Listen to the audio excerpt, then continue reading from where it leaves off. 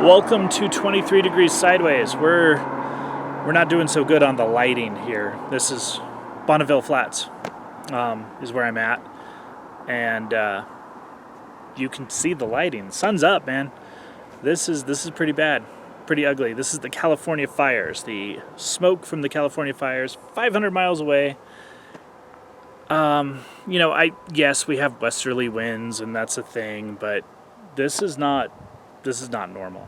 This is, in fact, an unintended consequence of the coronavirus pandemic panic reaction.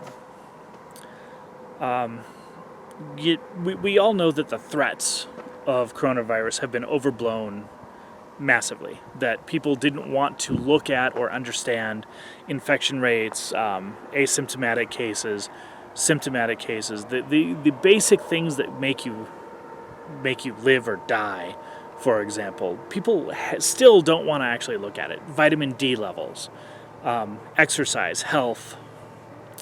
And it's not everyone wants to obsess on obesity or diabetes or heart disease. That's not the health that's important. The get out and walk a mile a day, 2 miles a day, and you recover, even if you're obese, even if you have diabetes, even if you have chronic lung diseases.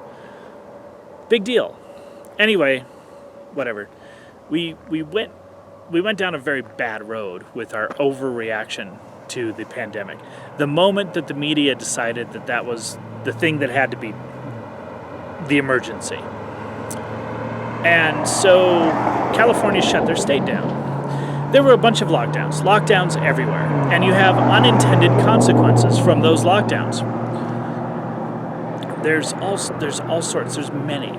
Some stuff is just insane. Telling people they can't plant seeds in their garden. They can't buy seeds to plant in their garden because going outside risks more exposure. I want you to think about the thought process that goes into someone thinking that going outdoors alone increases your risk of the plague, the pandemic, the whatever. These are not rational people making policy. Not going to get into the masks. It's not even worth it at this point.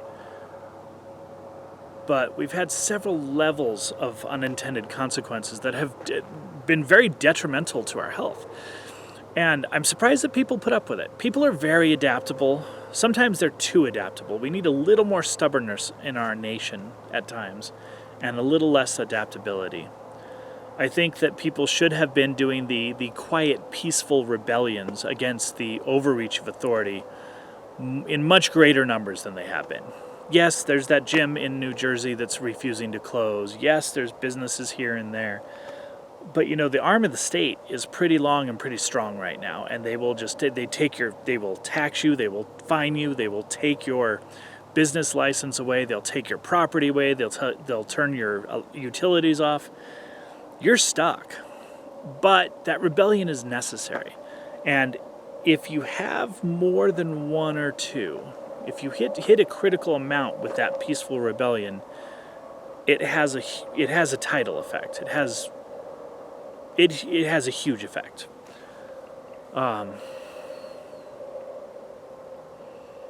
Unintended consequences. One of the things with the lockdown, I've predicted some of these. I predicted some of these early. I saw the signs of these instead of predicting them. For example, with the homeless. I saw an instant problem the moment the lockdown started to go into effect in Nevada, because it didn't start as a total lockdown. There was this little first stage, that first week, and I looked at it and I said, "Oh, that's gonna suck." And here's the thing that happened, and it's something you can track because the more populous and more urbanized states actually have this problem much more severely than the rural states. And what happens is that you shut down businesses, you shut down or limit businesses, you limit access, no in-person shopping, no in-person coffee shop, stuff like that. What you do is you close the bathrooms. You've closed the coffee shop bathrooms, the gas station bathrooms, grocery store bathrooms, the casino bathrooms. Casinos closed completely. Coffee shops closed. A lot of places just closed completely. It was drive-through or delivery only. And that hammered our homeless population. Absolutely hammered.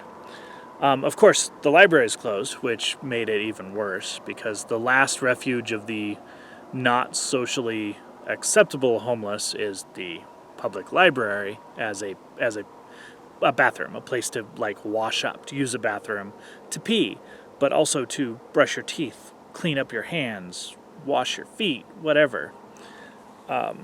This is stuff that people don't really recognize. No one knows how to be homeless. But people live on the edges of society. A lot of people who live in reasonable circumstances but are technically homeless, van dwellers, they also relied on these gleanings. The concept here is called gleanings. So in the Jewish tradition, the religious tradition, there's an idea that you're not supposed to harvest absolute edge to edge on your fields. You're not supposed to plant edge to edge. There's supposed to be some stuff on the edges, okay? The edges of the crops, volunteer seedlings, stuff. And then people who do live on the edges can live on the gleanings.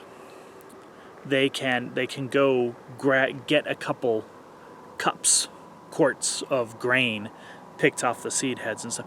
And you think that this is bad. Like the general liberal attitude to this is, you're serving yourself at the table and you're giving them table scraps off the floor. Well, yes and no. There is an element where, however much you don't want to admit it, you did work for that seat at the table. It may not be work that someone on the left admires or acknowledges, but there it is. And there are power differentials. That's part of human nature. They don't go away. And there are people who just live on the edges of society for all sorts of reasons. They don't want to deal with the paperwork. They can't deal with the paperwork. They don't want to deal with the bureaucrats. There's lots of reasons to live on the edges of society. And so on the edges, you have the gleanings. And businesses. Now, I have a friend who actually thinks this is a fantastic thing. The businesses shut down their bathrooms, so all of those dead weight customers are now gone, so the profit level should go up, and profit is king. He's a very amoral, morally non-intelligent or non-educated person. That's not actually, this isn't a good thing. Those gleanings are a fundamental part of what makes our society work well. It also keeps us from rampant classism. It's a good thing that the reasonably presentable homeless, because that's part of it, is it encourages a living on the edges but not living completely outside of society system. If you can go into the Starbucks bathroom and be fine if you're homeless up to a point. There's a level of badness or weirdness that can't be tolerated even at a Starbucks. Full frontal nudity, for example. Whatever. These gleanings are positive. They're a positive part of the social contract. The social contract applies to businesses at least as much as it does to individuals. I would argue more. And so what these businesses have done, the large-scale American society business space, is provide an unbelievable amount of resources to glean for people who live on the edges of society. And it doesn't cost anyone. It doesn't hurt anyone. It doesn't really, there's no damage except sometimes some annoyance for someone in a white collar job who has to wait 3 minutes to get into the bathroom at Starbucks when they're in a hurry and their latte got messed up on the first order and they're just pissed. Okay, yeah, it's a downside for him, but fuck him. Very minor downside. So what you've got is access to hygiene. How quickly hygiene went away when the lockdown started. How quickly the concept of hygiene, the talk, the news reports, the focus, the CDC guidelines, the reporting from the health experts. Hygiene's not a thing. Went away. But what happened, unintended consequence of all these closures, and it was predictable. I saw it very early and predicted that it would get worse. Some of my friends on the right recognized it when I explained it to them. Some of the friends on the left didn't recognize, are basically incapable even now of recognizing it, because there's supposed to be a government program to fix that. Granted, some of my friends on the right thought it was a good idea, which is fucking inhumane. But it's an unintended consequence. All of a sudden, you lose your access to hygiene for a significant, at-risk, and highly volatile part of your population. I mean volatile not in the psychological sense, but in the disease-spreading sense. Okay, these are people who get around in your society, and having them not be able to wash their hands or pee inside is a bad idea. So back to the fires, because that's where we started. Unintended consequence of the lockdown. California locked it down. So no one's going outside. Wildfire prevention and management is a full-time, all hands on deck operation, year-round, in California, for the entire state. It's a huge state, and it has a lot going on. You need to monitor, you need to prevent, you need to eradicate the fires while they're still small. You need to check your risk areas. You need to measure the growth. There's a lot going on. And they shut it down. And the people who are going to work have to deal with mandate this, mandatory class on that, and all sorts of time wasters and inhibitory acts and regulations. So they can't do their job. So the media is going to tell you the lightning caused all the fires. It's all the lightning, oh my God, caused all the fires, and probably something about Republicans and global warming. What happened, it seems to me, looking at what happened, is, yes, a combination of it's a fire season. They happen every year. And the unintended consequences of shutting down that dynamic process, that spinning turbine of managing California's environment, which, whether or not you should have to do it, there's a lot of people, and there's a lot of people fighting about crap, and you do need controlled burns and other things. All gone. You took that turbine, you just went, poof, took all the tuning, took everything, and just turned it off, walked away, and it exploded on you. That's what I think happened.